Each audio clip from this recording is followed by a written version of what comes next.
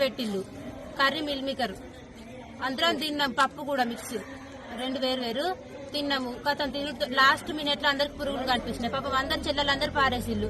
అట్లా కూడా food aunties అడిగిల్లు ఎందుకు వారేతాలు కర్రీ బాగాలేదని అడిగితే పురుగులు అని చెప్పిన వాళ్ళు పట్టించుకోలేదు. తర్వాత ఒక్కొక్కరు స్టార్ట్ చేసి వామిటింగ్ చేసుకుంటూ అట్లా ఒక్కొక్కరిని చూసి ఇప్పుడు ఫుల్ మంది మినిమం 40 మంది కావచ్చు వామిటింగ్ చేసుకున్నారు. గ్రౌండ్ నిండా వామిటింగ్ చేసుకునే ఉన్నది.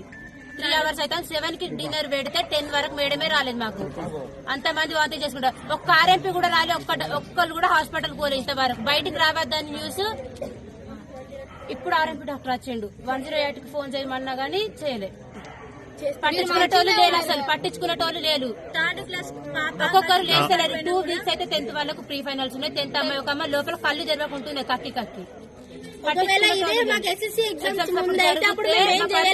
ఇన్ని రోజులు చదువుకొని మా లైఫ్ ఇప్పుడు వేస్ట్ అవుతుంది. ఎందుకంటే బేస్మెంట్ లాంటిది. ఇప్పుడు మేము ఇక్కడనే మా లైఫ్ వేస్ట్ చేసుకుంటే తర్వాత ఫ్యూచర్ మా లైఫ్ తీసి చూస్తే అందులో 5-6 పురుగులేదు.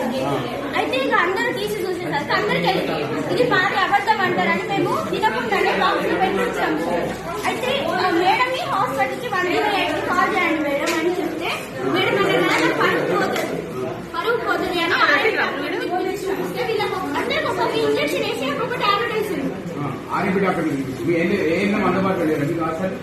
మేడం కి 7:30 కి కాల్ చేసి నేను వచ్చింది.